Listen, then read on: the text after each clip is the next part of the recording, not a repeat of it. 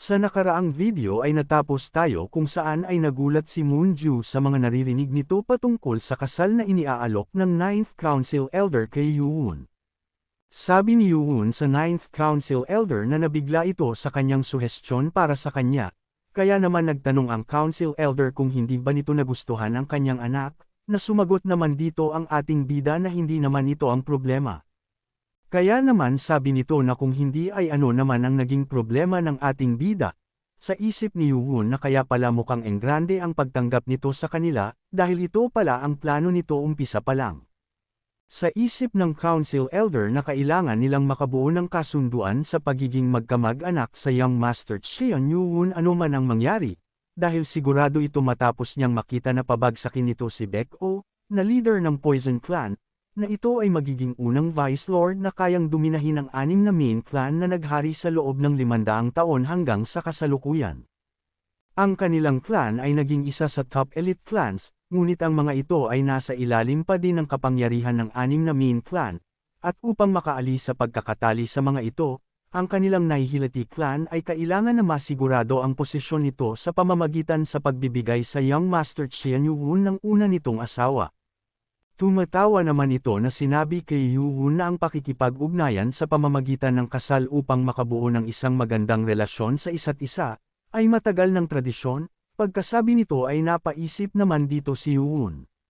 Sa isip ng Council Elder na ang reaksyon nito ay gaya ng kanyang inaasahan, at masyado pa itong bata upang maging magaling sa politika. Sabi nito kay Yoon na mas kailangan nitong malaman bukod sa iba na kapag ito ay umangat bilang isang Vice Lord, ay direkta nitong kukumprontahin ang 6 na main clan. Upang kaharipan ng lahat ng mga ito, ay kailangan nitong magkaroon ng kalaban na faction ng mga ito, at sa bagay na ito, ang kanilang Nihility clan ay isang malaking asset para sa kanya. Di naman mapakali si Moonju sa mga naririnig nito at mukhang persegido ang 9th Council Elder sa gusto nitong mangyari, at sa ganitong kalagayan ang Young Master Cheon Yoon at ang babae na iyon ay sa huli ay mauuwi sa kasalan, nang bigla naman itong napahinto, at napasabi na bakit nga ba siya nag-aalala sa bagay na ito, dahil isa lamang siyang tagasunod na nangako ng katapatan sa Young Master Cheon Yoon.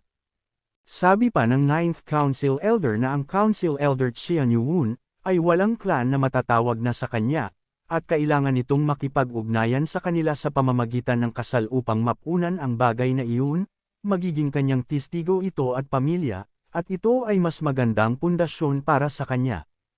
At tingin nito na wala ng ibang mas gaganda pa sa plano nito para sa kanilang hinaharap.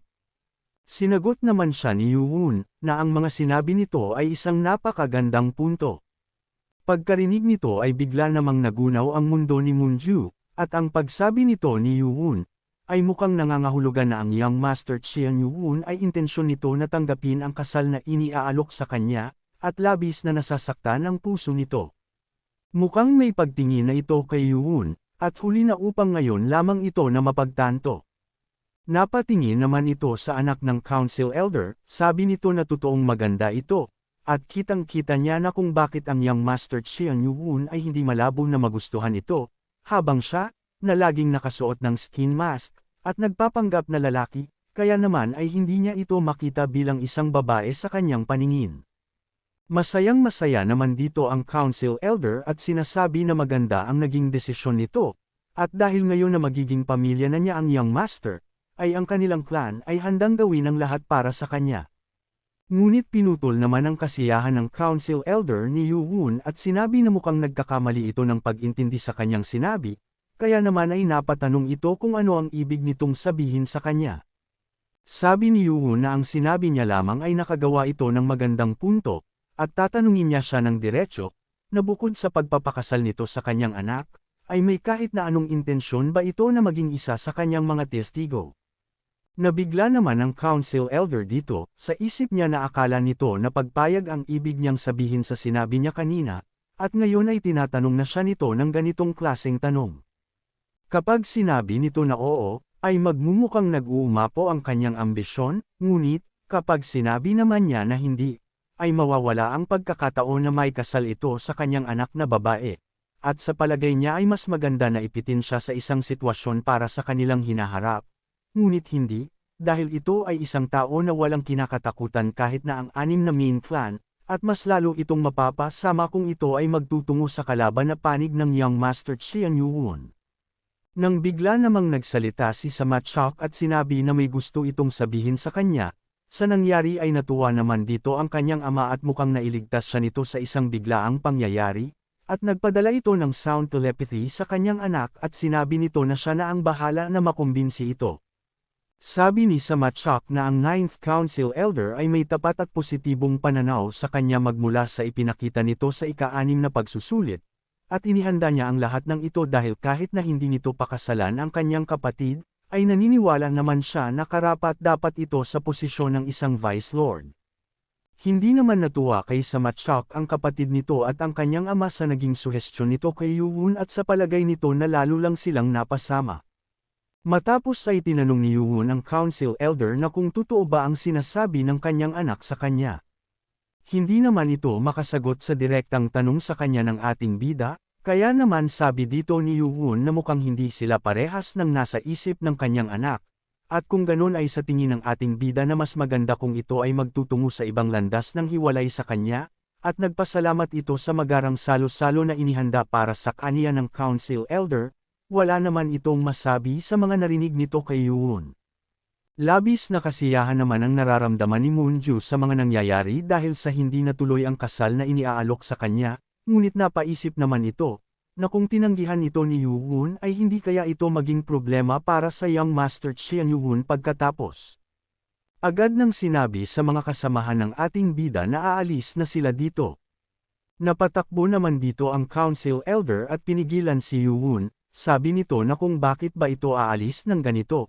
At tinanong kung ito ba ay patungkol sa kasal, sinagot naman ito ni Yuwon at sinabi na hindi ito tutol sa gusto nitong kasal para sa kanya, at tinanong kung alam ba nito kung bakit niya gusto na maging isang Vice Lord, at ano ba sa tingin nito ang naging ugat ng korupsyon at ang pagiging dominante ng 6 na main clan. Natigilan naman ito sa narinig niya kay Yuwon, dagdag pa ng ating bida na bilang isang leader din sa loob ng demonic cult ay siguro naman ay alam nito, na ang faction na nabuo sa pakikipag-ugnayan ng dahil sa kasal ang gumawa ng kasalukuyang 6 na main clan, at nais nitong makaangat upang maitama ito at maibalik ang kanilang dating demonic cult. Kaya naman ay papaano nitong uulitin ang parehas na aksyon gaya ng ginawa ng 6 na main clan habang ipinagsisigawan ang kanyang kagustuhan na magawang malinis ang kinabukasan ng kanilang demonic cult, at ayaw nito sa ganitong klaseng pakikipag-ugnayan. Sa isip naman ng Council Elder na kahit ito ay isa lamang 20 taong gulang, ay totoong iniisip na nito ang kinabukasan ng demonic cult, at napakatanga niya para dito, dahil ibang-iba ito sa lahat. Sinabi ni Yuwon dito na nagpapasalamat ito sa kanyang kabaitan ngunit mukhang magkaiba ang kanilang hangarin, at sa usaping kasal naman, ay nais nitong magpakasal sa babaeng kanyang mahal. Nakaramdam naman ng kakaiba si Moonju sa pagkakasabi nito ni Yuwon sa Council Elder. Maya-maya pa ay nagpaalam na sila Yuwon dito, ngunit bigla naman itong napaluhod. Malakas nitong sinabi habang papaalis sila Yuwon na masyado siyang nabulag sa kanyang kagustuhan kaya naman ay hindi nito nakita ang gusto nitong mangyari, at sana ay mapatawad niya ito. Tinanong naman siya ni Yuwon na kung ano ang ibig sabihin ng ginagawa niyang ito. Agad naman sinabi ng Council Elder, na siya, si Samayui, ang leader ng Nihility Clan, at ang 9th Council Elder ng Demonic Cult, ay ibinibigay ang kanyang katapatan sa Young Master Qian Yuwon, at sana ay tanggapin nito ang kanyang Jade Medallion at tanggapin siya bilang isa sa kanyang mga tauhan. Nagulat naman dito si Moonju at ang 10th Council Elder yon sa ginawang ito ng 9th Council Elder, pagtapos ay napangiti na lang dito si Yuwon. Matapos ay agad naman ang nagsipag-alisan ang mga ito, habang tinitignan ng 9th Council Elder ang mga ito na papaalis, ay sa isip nito na nagawa ng Young Master na maibigay sa kanya ang katapatan nito matapos na mapailalim sa matinding pressure ng isang bata na wala pa sa edad na 20, ay sana naman na ang kanyang ginawang paghusga sa katauhan nito ay hindi mali. Tinawag naman nito ang kanyang anak na babae at sinabi na ang lalaking iyon ay sobrang napakahalaga upang basta-basta lamang nabitawan. Sinagot naman siya ng kanyang anak na walang malaking puno ang hindi magagawang matamba matapos na palakulan ng madaming beses. Kaya naman sinabi nito na ang bahala sa bagay na iyon, dagdag pa ng anak nito na hindi siya nito tinignan ng matagal kahit na ang kagandahan nito ay hinding-hindi kayang tanggihan ng kahit na sino man, at gagawin nito ang lahat upang mapansin siya nito. Habang naglalakad ang mga ito, ay nakakaramdam naman ng kilig si Moonju, dahil naalala nito ang mga nangyari. Dahil habang sinasabi ni Yoo-won na ang patungkol naman sa kasal, ay nais nitong pakasalan ay ang taong mahal niya, ay nakita nito na napatingin si Yoo-won sa kanya. Sabi nito na mukhang naiisip lamang niya ang bagay na iyon, ngunit sigurado siya na tinignan talaga siya ni Yoo-won ng oras na iyon, dahil sa tuwa ay napapatalo na lang ito habang bumababa ng hagdan. Kung umabot ka na sa parte ng video na ito ay maaari lamang na i-click ang like at super thanks sa baba bilang pagsuporta. Maraming salamat. Sa lugar malapit sa Demonic Academy, sa reception room sa isang inn, ay nakipagkita si Yoo-won sa left guardian. Nagulat ito nang malaman na ang council elder na si Yeon Moo-hwa ay nanggaling sa isang body reconstruction, at nagawa din itong makuha ang kanyang katapatan, at hindi niya inaasahan na magagawa ito ni Yoo-won. Sabi nito kay Yoo-won na ano ang nais nitong itanong sa kanya, sinagot naman siya ng ating bida na kung maari nitong malaman ang pagkakakilanlan ng taong nagawang makapasa sa ika-6 na pagsusulit sa Demonic Academy 70 taon na ang nakakalipas. Sabi dito ng left guardian na kung maari niya ba na malaman kung bakit niya tinatanong ang patungkol dito. Sumagot naman dito si Council Elder Yeon at sabi nito na siya ang magpapaliwanag.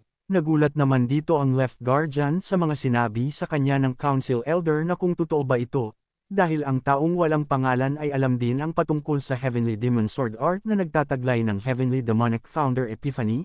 Nagtanong naman si Yoo-won sa left guardian kung may mali ba, dahil sa biglaan nitong pag-iisip.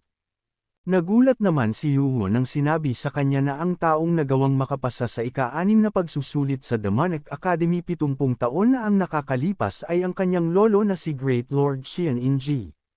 Si Cheon In-ji ay ang lolo ni Cheon Yoo-won, at isa sa mga nagdaang lord ng demonic cult. Siya ay kilalang pinakamalakas na lord na nabuhay sa loob ng 500 taon. Sa labanan sa pagitan ng Martial Arts Alliance at ng Evil Coalition, ay hindi ito nagawang matalo, at nagawang mapalawak ang teritoryo ng Heavenly Demonic Cult hanggang sa Zhejiang Province. Sa isip ni Yoo-won na ayon sa kanyang narinig, na ang kanyang lolo ay nawala 20 taon na, kaya naman sino itong taong walang pangalan. Nababahala naman dito si left guardian, dahil may isang tao na nakakaalam ng 2 ultimate sword technique, habang ang isa ay matatagpuan sa Lord's Manor, at ang isa naman ay sa basement lamang ng Demonic Academy Precious Library. Upang matutunan ito, ay kailangan na makapasok ito sa Lord's Manor, ganoon na din ang makapasa sa ika-6 na pagsusulit. Nang bigla namang may malakas na ingay ang nagmula sa labas, dahil dito ay napasilip ang left guardian sa bintana at nagulat. Sa isip ni Yoo-won na ang pagdating ng mga ito ay mas maaga ng kalahating buwan base sa hula ni Council Elder Juan, nagsigawan naman ang mga tao dahil sa nakita nila, at ito ay ang pagbabalik ng Lord sa Heavenly Demonic Cult. Napasabi na lang si left guardian na ang tunay na digmaan ay sa wakas ay magsisimula na. Nakita naman agad nito ang kanyang master, ang right guardian. Ngunit may pinsala ito at mukha din itong mapotla, paanong ang isang martial artist na kagaya nito ay nakakuha ng ganitong pinsala. Kaya naman ay napatanong si Yoo-won kung anong nangyari sa ginawa ng mga ito na ekspedisyon. Sabi ni Moonju na hindi lamang ang kanyang master na si Right Guardian Sibmeng, ang third council elder ay mukha namang ayos, ngunit ang council elder na fourth pababa ay mukhang hindi maayos, ang fifth council elder Hang So-yu, ay mukhang nawalan din ng isa nitong braso, at isa sa mga council elder ay nawawala. Nang bigla naman itong nagulat, at nagtatanong kung ang kanyang lolo na ba ang nakikita nito, nang makasigurado na ang lolo niya nga ito, ay bigla siyang napanatag, at napasabi na mabuti naman at nakabalik ito, mukha siyang nanghihina ngunit hindi gaanong nasaktan. Sa isip naman ni left guardian na ang isa na nawawala ay ang 7th council elder Gong Sun-woon, ng The Simple Blade Clan, sa tingin nito na malalaman niya ang patungkol dito mamaya. Nagtataka naman ang First Council Elder at leader ng Dark Clan na si Mu Jin-woo, na kung bakit ang kanyang kapatid na babae na si Lady Mo at ang mga tagasunod niya sa Dark Clan ay wala din, hindi nito alam kung bakit, ngunit may hindi siya magandang nararamdaman sa bagay na ito. Nagulat naman ang lahat sa sunod nilang nakita, dahil kasunod ng Lord at mga hukbo nito ay ang Martial Artist Alliance. Nagtataka naman ang mga tao sa nakikita nila, dahil noong nakaraan lamang ay nagpadala na din ang mga ito ng kanilang mga tauhan, ngunit ngayon ay parang mas madami ang mga ito. Nakatanggap naman ng hindi magandang pagsalubong ang mga ito sa mga tao ng demonic cult at sinasabihan ang mga ito na magsipag-uwi na, hindi naman natutuwa ang mga ito sa inaasta ng mga tao ng demonic cult sa kanila. Maging si Yuwon ay nabigla sa pagkakakita sa Martial Artists Alliance na kasama ng mga ito sa kanilang pagbabalik, sabi dito ni Council Elder Juan na mukhang ang lahat ay nakakapanibik.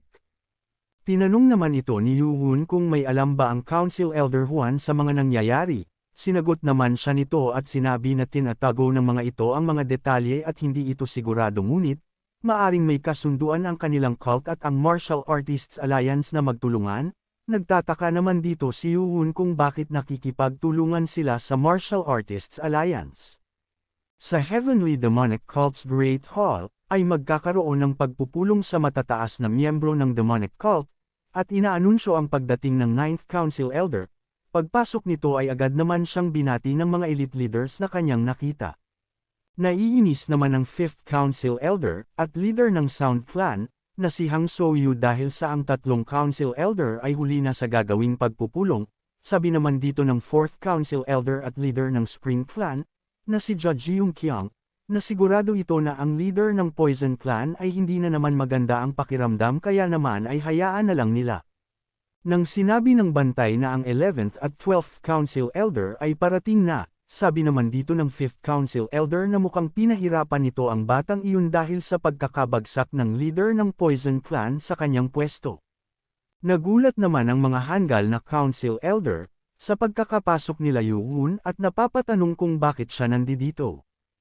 Agad naman na bumati sa mga Council Elder ang ating bida at sinabi na siya, si Chian Yuwon, ang bagong talaga bilang 12th Council Elder ng kanilang demonic cult. Nagtataka naman ang mga ito sa sinasabi niya na ito na ang 12th Council Elder, sabi naman ng isa na hindi kaya ang batang ito ay nagawang makapasa sa ika-6 na pagsusulit, sa isip naman ng 1st Council Elder na ito siguro ang dahilan kung bakit ang Poison Clan leader ay hindi nila nakita. Bigla naman na nagpalabas ang mga ito ng mga aura nila upang pagpapahiwatig sa ating bida na hindi natutuwa ang mga ito sa kanyang pagpapakitang ginawa sa lugar ng pagpupulong. Galit na galit naman dito ang mga clan leader na lolo ng mga pinutulan ni Yuwon ng mga braso sa Demonic Academy, at bakit ang isang anak ng hamak na utusan ay nandito sa kanilang harapan, at tingin ba nito nakikilalanan nila ito bilang Council Elder, napunta ito dito dahil sa swerte, ngunit hanggang dito na lang siya, dahil wala isa sa mga ito ang kikilalanin siya bilang isang Council Elder. Nang bigla naman na may tumayo at binati si Yuwon at sinabi na siya si Go Wang-hyun, leader ng Dark Fist Clan ay binabati ang pagdating ng Council Elder Chian Yuwon, na agad namang nagpasalamat dito ang ating bida, at nasundan pa ito ng leader ng Westgate Clan, na si Che Taek-jung, at ang leader ng Destructive Axe Clan, na si Ho Sang-in, at sabay-sabay na sinabi na maligayang pagdating Council Elder Chian Yuwon. Nagalit naman dito ang 5th Council Elder at sa isip nito na paano nilang nagagawa ito sa harapan nila, at mukhang tatalikod na ang mga ito sa 6 na main clan. Sa isip ni Yuwon na si Go Wang-hul at Heobong at iba pa niyang kasamahan na umalis ng Demonic Academy ay nagtrabaho ng maayos. Napapatanong naman ang 5th Council Elder na ano naman kaya ang nangyari noong mga panahon na wala sila. Sa isip naman ng isang Council Elder na ang isang ito ay mukhang lumaki na at talagang nakakabahala na ito, habang abala ang ating bida sa pakikipag-usap sa mga elite clan leader na nandoon sa pagpupulong, ay inanunsyo naman ng kawal ang pagdating ng kanilang lord. Kaya naman kung gusto mo na masubaybayan ang ating kwento ay i-open mo lang ang notification bell pagkatapos mo na mag-subscribe.